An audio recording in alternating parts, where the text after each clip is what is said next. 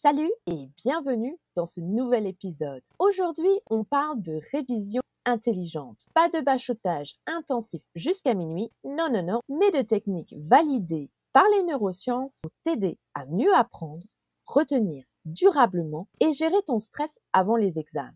Parce que ton cerveau a ses propres règles du jeu et quand tu les comprends, tout devient plus simple.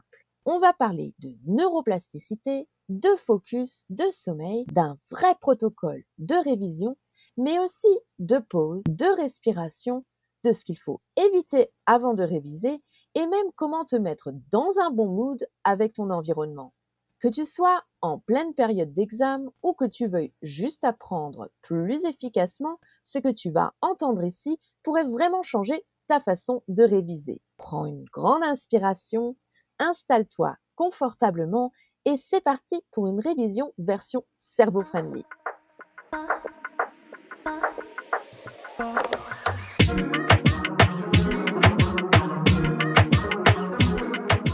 Bienvenue dans Science Bien-être, le podcast où l'on explore ensemble les meilleures stratégies pour améliorer notre bien-être grâce aux découvertes scientifiques. Ton cerveau est une machine à apprendre grâce à la neuroplasticité. Chaque fois que tu étudies, tu modifies tes connexions neuronales. Ce sont les synapses qui se renforcent avec l'usage. Plus tu rappelles une info, plus elle devient stable et facile d'accès. Étudier, c'est construire un réseau dans ton cerveau et la répétition bien faite, c'est le ciment. Un peu de stress avant un examen peut en réalité t'aider. Il stimule la vigilance, booste l'adrénaline et rend le cerveau plus alerte. C'est ce qu'on appelle le bon stress. Mais trop de stress active en excès l'amygdale, une zone du cerveau liée à la peur. Elle interfère avec l'hippocampe qui est crucial pour la mémoire et l'apprentissage. Résultat, trou de mémoire, blocage et baisse de concentration. C'est pour ça que gérer le stress est essentiel. Et la méditation est un outil précieux pour ça. Quelques minutes suffisent à calmer le système nerveux et ramener un état de clarté. Tu peux tester celle que j'ai mise sur ma chaîne YouTube, spécialement conçue pour améliorer le focus et gérer ton stress avant les examens. Ton espace de révision joue un rôle énorme. Le cerveau fait des associations. Si ton lieu de travail est agréable, il va associer les révisions à une expérience positive. Pense à ajouter une petite touche agréable, ta boisson préférée, quelques huiles essentielles comme la menthe poivrée pour stimuler ou la lavande pour calmer, un éclairage doux, une musique neutre si ça t'aide à te concentrer. Tu dois être confortable mais pas trop.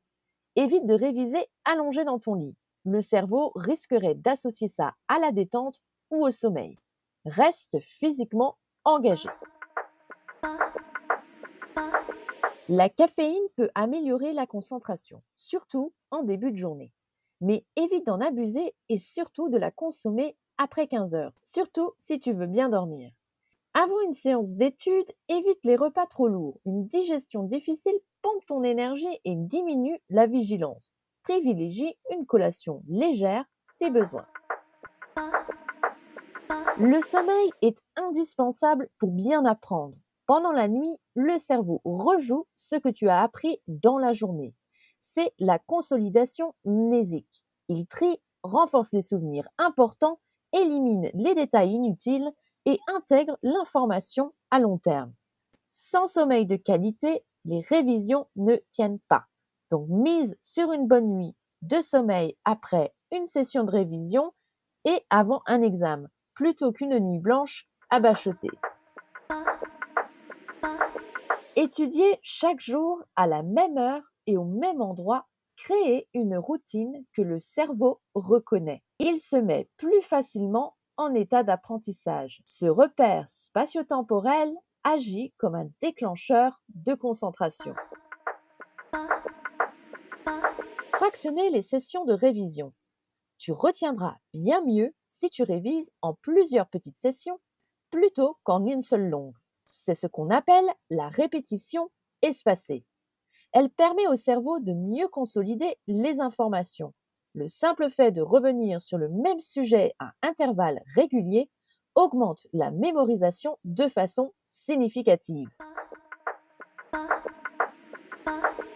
Enseigner pour retenir.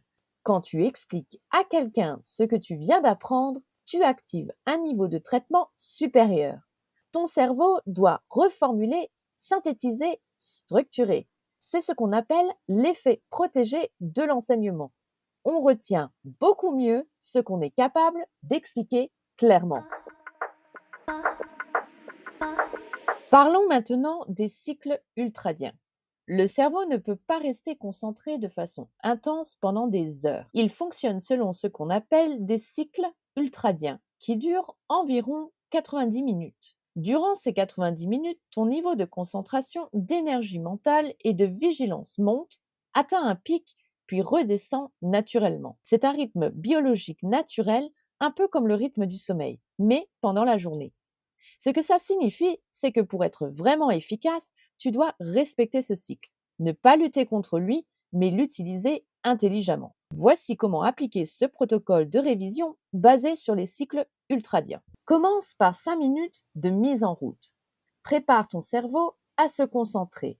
Relis brièvement tes notes, fais quelques respirations, installe ton espace de travail, cela te met en condition et évite les débuts lents. En numéro 2, utilise une technique de concentration comme la méthode Pomodoro. Elle consiste à travailler pendant 25 minutes suivie d'une pause de 5 minutes. Par exemple, 2 Pomodoro, c'est 25 minutes de travail, 5 minutes de pause, 25 minutes de travail, 5 minutes de pause. Cela fait environ 60 minutes efficaces avec 10 minutes de récupération. Tu peux ensuite ajouter une dernière phase de 20 à 30 minutes de travail plus libre ou de relecture. Attention, ne dépasse pas 90 minutes sans faire une vraie pause. Sinon, attention à la fatigue cognitive. En numéro 3, ajoute des micro-pauses de 10 à 15 secondes. Ajoute des micro-pauses aléatoires et fais une pause de 10 à 15 secondes. Lève-toi, étire-toi, regarde par la fenêtre, respire profondément. Cela évite la stagnation mentale et relance ton niveau d'attention sans casser le rythme. En numéro 4, après 90 minutes, faire une vraie pause entre 15 et 30 minutes. Ne te jette pas sur ton téléphone ou un écran. Privilégie une activité qui ne demande pas de focus mental. Va marcher, hydrate-toi, fais un petit snack sain, discute, écoute de la musique sans parole. Ton cerveau utilise cette pause pour intégrer ce que tu viens d'apprendre. En respectant ce cycle, tu restes dans un état de performance optimal. Si tu dépasses ces 90 minutes sans pause, tu risques la surcharge cognitive, baisse d'attention, mémorisation inefficace et fatigue rapide. Faire des erreurs, un super pouvoir pour apprendre. On a souvent peur de se tromper, surtout quand on révise ou quand on se teste. Mais en fait, faire des erreurs, c'est une super chance pour ton cerveau. Quand tu te trompes, ton cerveau réagit tout de suite. Il capte qu'il y a un décalage entre ce que tu pensais et ce qui est vrai. Et ça lui donne un signal fort pour apprendre. Et si tu prends le temps de revoir la bonne réponse juste après, ton cerveau va mieux la retenir. En gros, l'erreur crée une ouverture pour apprendre plus profondément. C'est prouvé, on apprend souvent mieux après une erreur corrigée qu'après une réponse juste du premier coup. Pourquoi ? Parce que ton cerveau fait plus d'efforts, il est plus actif, plus engagé. C'est ce qu'on appelle l'apprentissage actif. Et pourquoi c'est une bonne nouvelle ? Tu retiens plus durablement, tu comprends mieux ce que tu apprends, tu gagnes en confiance parce que tu vois que tu peux t'améliorer. Donc surtout, n'aie pas peur de te tromper pendant tes révisions. Teste-toi, essaie de retrouver l'info sans regarder tout de suite. Et si tu fais une erreur, parfait, corrige-la et tu viens de booster ta mémoire. Rappelle-toi, se tromper, c'est progresser. En résumé, le cerveau apprend mieux quand il est concentré mais pas stressé. L'environnement de travail compte beaucoup. Le sommeil et les pauses sont essentiels pour mémoriser. Il vaut mieux fractionner ses révisions et enseigner ce qu'on apprend. Et surtout, ne pas avoir peur de faire des erreurs. Elles aident à progresser. Merci d'avoir écouté et j'espère que ces conseils t'aideront à rendre tes révisions plus efficaces et moins stressantes. N'oublie pas, un peu de rigueur, un bon cadre et ton cerveau fera le reste. Et surtout, bonne chance pour tes examens. Retrouve aussi mes méditations guidées spéciales révision sur ma chaîne YouTube pour t'aider à te recentrer avant d'étudier. Merci d'avoir écouté cet épisode de Science Bien-être. Si ces conseils vous ont été utiles, pensez à vous abonner et partager à vos proches. À très bientôt pour un nouvel épisode.